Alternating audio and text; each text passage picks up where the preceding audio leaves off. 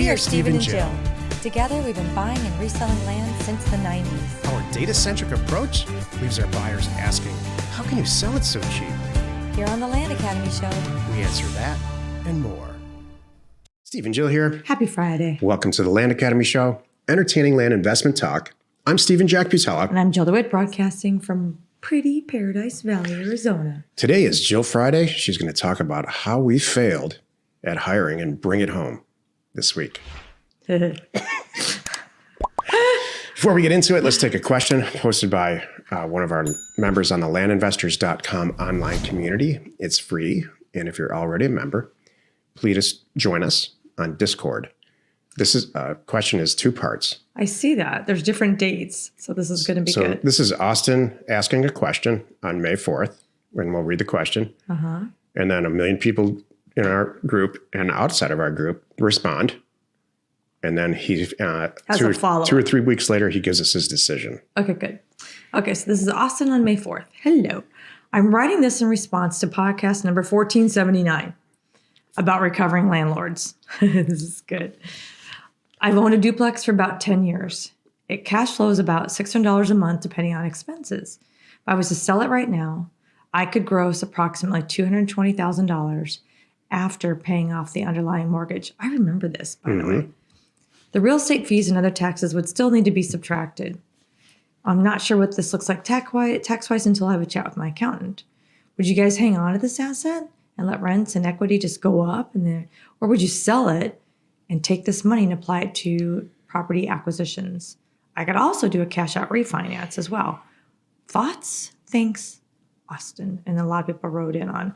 So I think I wrote in on this too, if I remember correctly. And I know what I said. Jill and I said sell it. Mm-hmm. The vast majority, if not every single response, and there were tons of them, were said to keep it. Really? Yep. Okay, so this is good. So here's the follow-up. Bear in mind, it's cash flowing $600 a month. Not counting the headaches. That doesn't pay our utility bill. And the alcohol that he needs to consume for the headaches that go with this. I would spend that $600 easy. Okay. So Austin wrote back on May 21st. Hello. So my question made the podcast. Yeah, it did, Austin. Yeah. Episode 1501. And now you're back too. But I don't know what episode we're on today, but anyway. I would have responded sooner, except I was out of town doing important rural land research. Good for him. I was comparing different areas and how affluent the flavor of wine, and how they influence, affluent. I was comparing different areas and how they influence the flavor of wine and charcuterie plates. This is the same type of land research we do. That's exactly what we do. After listening to the podcast, I'm leaning towards selling, but for a slightly different reason than it being an underperforming asset. Allow me to go on a tangent for a moment. I work for a small company. My employer is retiring at the end of the year. My current company will shut down. I will have similar W-2 job tentatively lined up. I don't find my current work very interesting. Amen to that. While I was on vacation, a land buyer contacted me and I set up most of the transaction from my campsite. For the next couple of days, I rode around on a deal high. Many of you out there who have done deals already should know what I'm talking about. Doing land deals is much more interesting and fun than many W-2 situations. If I cash out of the duplex, it would allow me to both have living expenses as well as money for mailers and acquisitions. Deal funding is still an option if I really want to swing for the fences.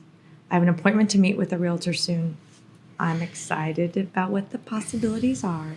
Take care, Austin. So it was him getting outside going, I really don't want to do this. If I was your father, I'd shake your hand and give you a big hug and say you're doing the right. So you're doing the right thing. Yay! I got goosebumps. Me too. Oh, I'm so happy, Austin. Good for you. And there's always going to be that W-2 job if you really feel like you need the security blanket. But if you go all in, you're going to be just fine. You still get the deal high? Oh, totally. So do I. Every day. Me too. Mm-hmm. It's an addiction. I'm totally addicted to it. Yep. I can say that happily. I'm not. Yeah. I don't know what I would do without it. Hi, I'm Land Academy Anonymous.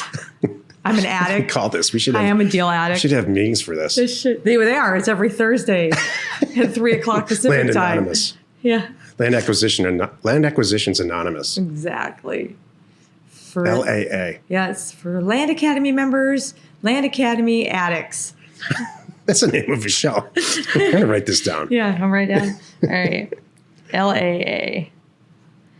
Land Academy addicts. Come here. We'll all talk about it. Yeah, that's great. Okay. Today's topic, Joe Friday, and how we failed at hiring. This is the meat of the show. This I wrote down doesn't. 3 points Oh, good. that I'm not sure. We talked about them, but I wrote down 3 different points and 3 different ways to look at them. Because have we failed at this? Heck yeah. Will we continue to fail at this? Heck yeah. But every time I make a mistake and I go, whoop, not doing that again, I learn. I get closer and closer to making it better and easier when hiring. And I will tell you too, this is not, you need to plan at least a month when you put that first posting up to really be probably talking to the right person. There's a lot of gunk out there. There's a lot of people looking for jobs, a lot of people that don't even read what the posting is, and they have tons of wait staff experience. And I'm like, I don't know how that applies, but okay. So you have to dig through to find the right people. It's almost like a mailer too. When the posting first goes out, you get all the junk. And then you get the people in the middle that have sat down and really spent some time on it. And the best ones have really spent time on it and wrote you a personal letter and tailored their resume to have the important parts to jump out at you that apply to the position. I love when people do that. Then they really care and they want the job. So how did we fail? Number 1, we didn't ask the right questions. I didn't ask the right questions. I had to learn what the right questions are. What do you want to add? I have a lot to say about this. I'm going to go through my list Yeah. and I'll let you go. Yeah. All right. Second thing is, didn't test enough. I did do some tests. I've always done the best employees or when I gave them a test for specific jobs, that is. Like one time I had an employee that I sent everybody out here. It was a mail merge thing. We needed help. It was a part of an O2O position, offers to owners. And so it was years ago. And I said, I need you to do a video, make a video, submit it with your application, showing you doing a mail merge. I don't care what it is. And it was the funniest thing. I got back links to it was crickets or links to YouTube videos teaching me how to do a mail merge. Not them even doing it. They just went and found a link like, oh, here's a mail merge. Here you go. Here's how you do it. And I'm like, no. Only one person, and he did get hired, actually did the exercise. I wanted to see, A, do you read what I say? That's test number 1. B, can you work a video? Can you add your own audio? Can you do this stuff for me and properly submit me and figure out how to do a mail merge and videotape yourself doing a mail merge on the screen, showing me you can handle this task. And only one person did it, and we hired that one person. And he was there for years. He was there for He worked a long out great. time. He was a good. He really he's was. a good guy too. We kind of outgrew him. Well, I think looking back on that, I don't know if we outgrew him. I think that we hired a supervisor for everybody, and she didn't work out. So looking back on that, I think he'd still be working with us. That's true. He might still be here because he was good and his heart was in it. So, and then the third point that I want to make of how we failed at hiring, we're getting a lot better at this. We did not fire fast enough. There's a lot of positions that I understand trying to work with someone. I really do. But there's a point when you're like, this is not going to work.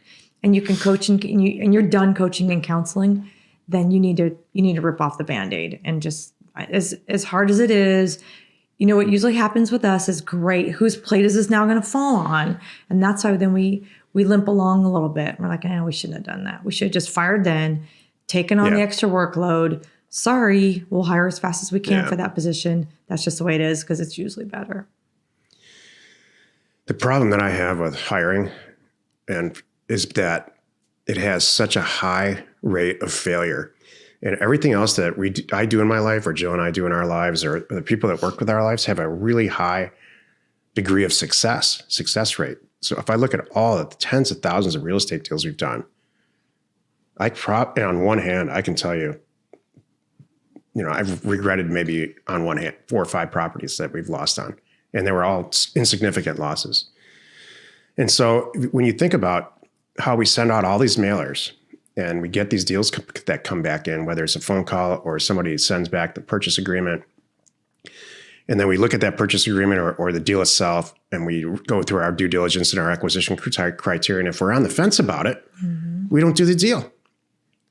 Years ago, we probably would have done it because it was harder to come. We just didn't have it all figured out, but now we have it figured out. And so do the Land Academy members. So translate that methodology to hiring. If I could send out 10,000 letters to really logical candidates in a database somewhere that all, let's say, have the training to do a mail merge. I'll go on, use Jill's. I know that I know in this database, they know how to do a mail merge and to this level. Send out all those mailers. 20 people call me back or whatever number. And then we look at those 20 people, and all the facts about those 20 people are factual, just like a real estate deal. It's got access. There's got trees on it. It's got a great attribute. It's large. It's cheap enough. I can see all of the surrounding prices and stuff. We got to do this deal. Then we would have a huge success rate in hiring, but we don't, because people lie. They lie about their education. They lie about their capabilities. They lie about their personality. They no, I'm not crazy. Dress up. They dress up really well and speak really in full sentences. And then 2 weeks after hiring them in an office, you're like, none of that stuff was true. Yeah. And so that has never happened with the land deal with us because we're staring at the facts. That's what's so hard about hiring, is you just don't have any facts. Do you know my favorite? That's why we fail at. So we try, and we're trying to scope them out, and we do get better every time. And sometimes it's just, you just have to go through people. So my favorite story, I'll end on this, was the person that I hired about 2 years ago. She came from working for other investors in the LA area doing like big deals. And her particular job in their office was reviewing contracts. That was her only job. And there were like 2 of them. That was their whole thing. And I said, I asked her, do you understand the whole flow of a transaction? I know your job's on this one part, but do you understand the whole flow? And she's like, yeah, I do. And then like, can you handle the whole flow? Oh God, yes. So, she told me she was kind of bored, which I would be too. I can understand. She's like, all I do is review contracts all day. I only get this one little piece of the whole transaction. She's a great person too. She was such a sweetheart. And she came in and she was overwhelmed that what she does, she wanted a little bit of faster pace, I think, but she didn't want this fast. And I could see it happening. I could see her getting more and more stressed. I could see her going home, like, oh, okay, I got to learn this. I got to learn that. I don't understand this, and she really tried. And so what happened was, this is one of my favorites because it all worked out so well. I said, and she loved us. That was the thing too. She loved Land Academy. She loved the community. She said, I love how your members are. She's like, I see how they adore you guys. This is like, you guys are really doing some good. It was really it was so nice. She's like, I really want to be here and make this work. And she tried. So I remember it was like a Thursday night and she's leaving the office and I said, hey, just so you know, I see it's getting harder and it's okay if this is not working out for you. I get it. So as you're home tonight at dinner, think about it. I want you to come in tomorrow and have a good day and enjoy being here. And I know you love everything about all this, but I want you to know too that if you think this is too much for you to handle, I will totally understand and it's okay.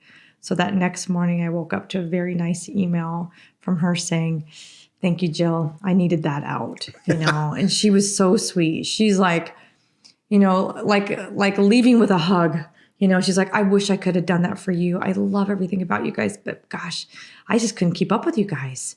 And she called it, not me. And I'm so proud of her because not everybody can do that. She took a look at herself and realized, it would get worse and she would be miserable. And I'm so happy that she did that. And I'll leave it on this. Everybody, if you ask anybody, with very few exceptions, this question, do you understand technology?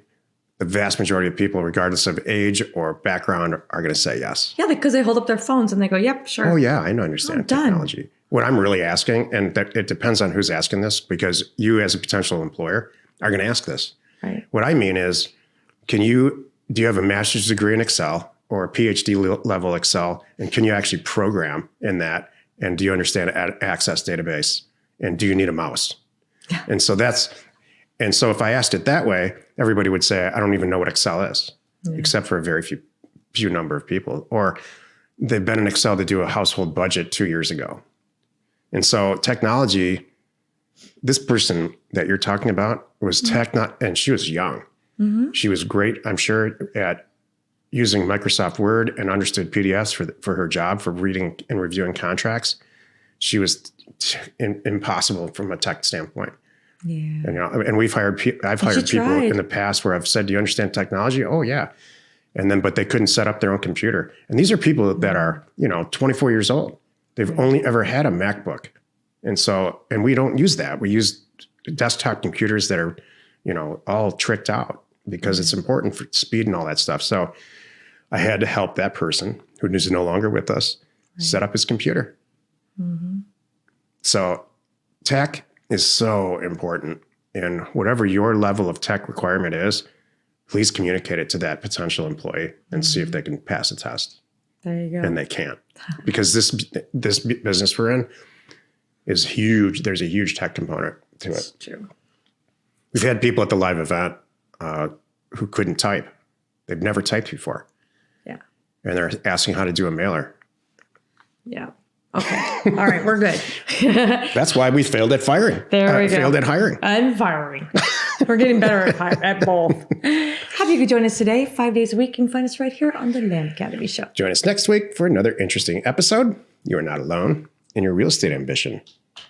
God, Jack's got a problem. He did. This is a rant week. You guys asked for it, by the way. You definitely asked for What's it. Jack's problem with hiring? Jeez. Can't you just have a heart, man? Is he like a jerk boss or something? Have a heart. Because the common denominator sounds like Jack. Why would you think, Jack, that people at work have to be accountable? I don't want to work there. Yeah. I don't want to be accountable for my job. There's people like this. I understand. Thank you for tuning in. Whew. We hope you find our content valuable. And we do appreciate your support. If you haven't already, please get on over to our YouTube channel. That thing is growing and there's more videos coming. It's really great. And hit the subscribe button so you will be notified for upcoming things. And please comment on the shows that you love. We are Steve and Jill. Information and inspiration to buy undervalued property. We hope you find our content valuable and we appreciate your support. If you have not already, please check out our channel and hit the subscribe button. And your comments and suggestions help us to create the content you're here for. Hitting the like button helps to support our channel's algorithm and gauge your interest for future shows.